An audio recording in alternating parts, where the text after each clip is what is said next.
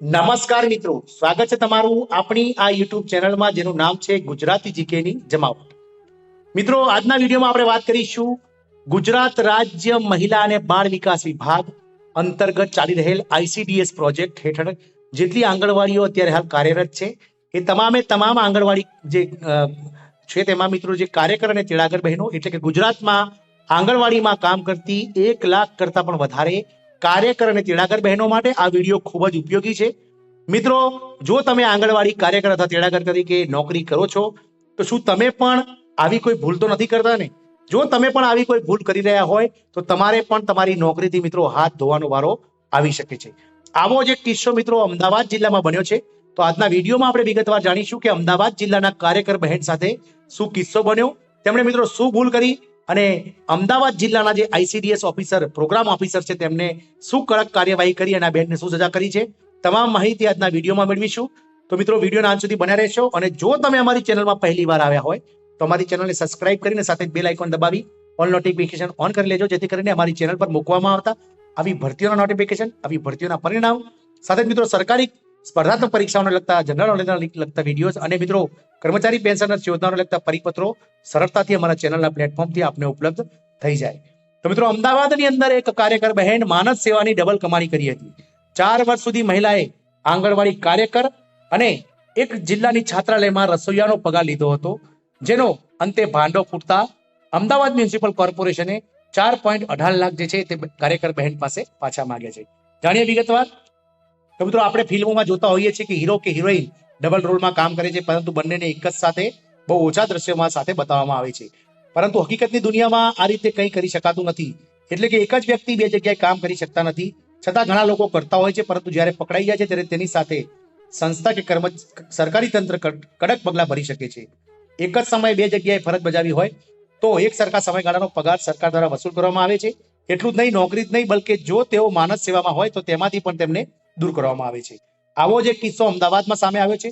શહેરના આસારવામાં આંગણવાડી કાર્યકર અને ગાંધીનગરમાં એક છાત્રાલયમાં એક મહિલા રસોઈયા તરીકે માનવ સેવા આપી રહ્યા હતા, જેનો 4 વર્ષ સુધી તેમણે પગાર બંને બાજુથી લીધો હતો, જેની સામે વિજિલન્સી તપાસ થતા એએમસીએ 1 માસમાં 4.18 લાખ રૂપિયા આંગણવાડી કાર્યકર તરીકેનો જે પગાર હતો તે ચૂકવવા આદેશ કર્યો છે. મિત્રો, સરકાર અને કોર્પોરેટ કંપનીના નિયમો, તો આવો જ નિયમ માત્ર સરકારમાં જ નહીં પરંતુ બલકે કોર્પોરેટ કંપનીઓમાં પણ નિયમ છે. આવો જ એક કિસ્સો તાજેતરમાં અમદાવાદ મ્યુનિસિપલ કોર્પોરેશનના આઈસીડીએસ વિભાગમાં પ્રકાશમાં આવ્યો છે. તેમાં કોર્પોરેશન તરફથી તે કર્મચારીની માનવ સેવાને તત્કાલિક અસરથી સમાપ્ત કરી દેવામાં સાથે સાથે તેમને આ સમયગાળા દરમિયાન લીધેલા પગારની પણ સરકારમાં જમા કરાવી દેવાનો હુકમ થયો છે. હાલમાં જ આ કિસ્સો સમગ્ર આઈસીડીએસ વિભાગ જ નહીં બલકે અમદાવાદ મ્યુનિસિપલ કોર્પોરેશનમાં પણ ચર્ચાનો મુદ્દો બન્યો છે. પૈસા નહીં ભરે તો મહિલા સામે થશે એફઆઈઆર. અમદાવાદ મ્યુનિસિપલ કોર્પોરેશનના આઈસીડીએસના પ્રોગ્રામ ઓફિસર ડોક્ટર સાગર પંચાલે દિવ્ય ભાસ્કરને જણાવ્યું હતું કે અમે નિયમ મુજબ કાર્યવાહી કરી છે, તેમની માનવ સેવા સમાપ્ત કરી છે, સાથોસાથ તેમને ચૂકવાયેલા રકમની રિકવરી કરવાનો હુકમ કર્યો છે. જો તેઓ સમયસર નહીં ભરે તો નિયમ મુજબ પોલીસમાં એફઆઈઆર કરવાની પણ સીડીપીઓને સૂચના આપી દેવામાં આવી છે. એક જ જગ્યાએ પતિ અને બીજી જગ્યાએ પતિનું નામ ચલાવ્યું. વાત જાણે એમ છે કે શહેરના પૂર્વ વિસ્તારમાં રહેતા ગાયત્રીબેન અમદાવાદ મ્યુનિસિપલ કોર્પોરેશનના આઈસીડીએસ ઘટક 12માં આંગણવાડી કાર્યકર તરીકે ફરજ બજાવતા હતા. તો બીજી બાજુ ગાંધીનગર ખાતે આવેલા નયનદીપ એજ્યુકેશન ટ્રસ્ટ સંચાલિત યોગેશ્વર કુમાર છાત્રાલયમાં રસોઈયા બેન તરીકે ફરજ બજાવતા હતા. એક જગ્યાએ તેમના નામના પાછળ તેમના પિતાનું નામ અને બીજી જગ્યાએ તેમના નામના પાછળ તેમના પતિનું નામ લખવામાં આવ્યું હતું. આમ નામ જોતા બંને વ્યક્તિ અલગ હોવાનું જણાય તે સ્વાભાવિક છે. એટલે કે મોટા ભાગે કોઈએ સીધી ખબર પડવાની સંભાવના નહીવત રહે છે. પરંતુ આ હકીકતની જાણ કિરણભાઈ રસિકભાઈ પરમાર સહિત 2 જણાએ સરકારમાં કરતા આખોય ભાંડો ફૂટી જવા પામ્યો છે. વિજિલન્સ વિભાગે કાર્યવાહી કરવા સૂચના જારી કરી છે. મહિલા બાળ વિકાસ કમિશનર તથા અમદાવાદ મ્યુનિસિપલ કોર્પોરેશનના વિજિલન્સ વિભાગ સહિત અનેક સત્તાતંત્ર સમક્ષ થયેલી ફરિયાદમાં જણાવાયું હતું કે અમદાવાદ મ્યુનિસિપલ કોર્પોરેશનના આઈસીડીએસ વિભાગના અર્બન ઘટક 12માં અસારવા આંગણવાડી કેન્દ્ર ખાતે ફરજ બજાવતા આંગણવાડી કાર્યકર ગાયત્રીબેન નયનદીપ એજ્યુકેશન ટ્રસ્ટ દ્વારા સંચાલિત યોગેશ્વર કુમાર છાત્રાલયમાં પણ 2011થી નિયમિત પગાર ભથ્થા મેળવે છે. આ ફરિયાદ પગલે વિજિલન્સ વિભાગે આઈસીડીએસ વિભાગના પ્રોગ્રામ ઓફિસરને કાર્યવાહી કરવા સૂચના જારી કરી હતી, જેના પગલે વિભાગીય કચેરી અમદાવાદના નાયબ નિયામકે તપાસ હાથ ધરી હતી. તપાસના અંતે રજૂ કરવામાં આવેલા અહેવાલમાં જણાવાયું હતું કે ગાયત્રીબેન મોહનલાલ સોલંકી અને ગાયત્રીબેન રમેશચંદ્ર વોરા બંને એક જ વ્યક્તિ છે.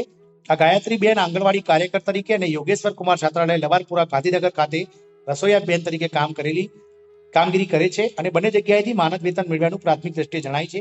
આંગણવાડી કાર્યકર તેડાગરના નિયમ નિમણૂક અંગેના 25/11/2019 ગુજરાત સરકારના મહિલા અને બાળ વિકાસ વિભાગના ઠરાવ નિયમો જોતા આંગણવાડી કાર્યકર અને તેડાગર અને કોઈ સરકારી અને રજીસ્ટર થયેલ ટ્રસ્ટમાં ફરજ બજાવતા ન હોવા જોઈએ.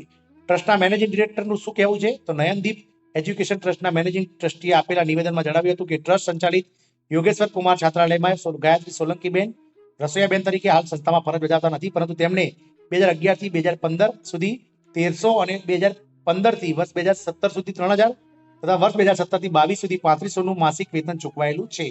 નવેમ્બર 2022 પછી ગાયત્રીબેને યોગેશ્વર કુમાર છાત્રાલયમાં રાજીનામું આપી દીધું હતું. શું છે નિયમ? 25/12/2019 આંગણવાડી કાર્યકર તેડાગરની પસંદગી માટેના ધોરણો, માનદ સેવા સમીક્ષા શિસ્ત બાબતના પરિપત્રના નિયમોના 10.2 મુજબના કોલમ મુજબ આ નિયમો પ્રસિદ્ધ થયા તારીખે ફરજ પરના કોઈ પણ આંગણવાડી કાર્યકર અથવા તેડાગર બહેન સ્થાનિક સ્વરાજ્ય સંસ્થા, વિધાનસભા, લોકસભા અથવા કોઈ પણ સહકારી સંસ્થા, રજિસ્ટર્ડ સોસાયટી, રજિસ્ટર્ડ ટ્રસ્ટના માનદ સેવાનું અથવા ચૂંટાયેલ પદ ધરાવતા ન હોવા જોઈએ. તેવા કિસ્સામાં આ નિયમો પ્રસિદ્ધ થયા તારીખથી 30 દિવસમાં આંગણવાડી કાર્યકર તેડાગરે તેઓ આંગણવાડીની માનદ સેવા પસંદ કરવા માંગે છે કે ચૂંટાયેલા પદે ચાલુ રહેવા માંગે છે તેનો જાતે નિર્ણય કરવાનો રહેશે.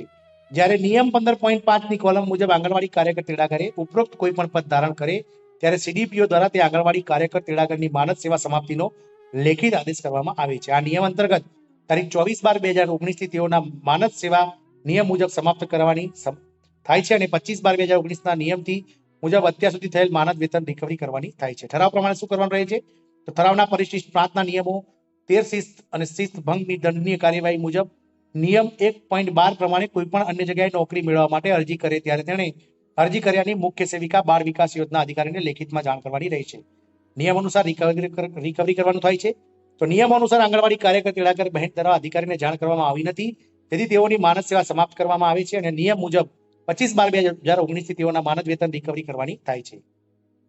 4 વર્ષથી વધુનો પગાર વસૂલ કરવાનો હુકમ છે. અમદાવાદ મ્યુનિસિપલ કોર્પોરેશનના આઈસીડીએસ ઘટક 12 ના બાળ વિકાસ યોજના અધિકારીએ 6 ફેબ્રુઆરી 2024 ના રોજ માનદ સેવા સમાપ્તિના નિયમ હેઠળ 25/12/2019 થી અસરથી ગાયત્રીબેન વોરાની આંગણવાડી કાર્યકર તરીકે સેવા સમાપ્ત કરવાનો આદેશ કર્યો છે. સાથોસાથ 25/12/2019 થી 31/1/2024 સુધીના ચૂકવાયેલા પગારની રકમ ₹4,18,960 એક માસ સુધીમાં સરકારમાં જમા કરાવવાનો હુકમ કર્યો છે અને જો તેઓ આવું નહીં કરે તો તેમના સામે મિત્રો પોલીસમાં એફઆઈઆર કરવાની પણ જાણ કરવામાં આવી છે. મિત્રો, આમ જો તમે આંગણવાડી કાર્યકર અથવા તેડાગર બહેન તરીકે આઈસીડીએસ વિભાગમાં નોકરી કર્યા છો તો તમે પણ આવી ભૂલ જાણી જોઈને કરતા નહીં, કારણ કે સરકારની બાદ નજર અત્યારે હાલ તમામ કર્મચારીઓ પર હોય છે. તમને એવું લાગે છે કે આપણને કોઈને ખબર નહીં પડે, પરંતુ મિત્રો જ્યારે પાપ પોકારે છે ત્યારે છાપરે ચડીને પોકારે છે તેવી કહેવત છે.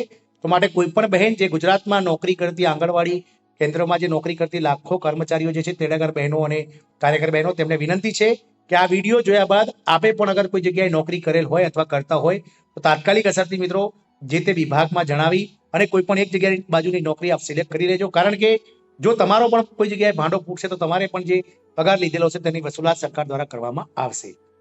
તો માત્ર આંગણવાડીમાં કામ કરતા લાખો કર્મચારીઓ જે છે તેડાગર બહેનો અને કાર્યકર બહેનો, તેમના માટે આ વિડીયો ખૂબ જ જરૂરી છે, કારણ કે જો કોઈ બહેન ભૂલથી બે બાજુ નોકરી કરતા હોય તો મિત્રો આ વિડીયો જોયા બાદ આપ ચોક્કસથી તાત્કાલિક ધોરણે આ નોકરીઓ છોડી અને તમારી જે એક નોકરી છે તેને પસંદ કરશો. મિત્રો, આશા રાખીશું કે આ માહિતી આંગણવાડીમાં કામ કરતી લાખો બહેનો માટે ખૂબ જ ઉપયોગી નીવડશે. જય હિન્દ, અસ્તુ.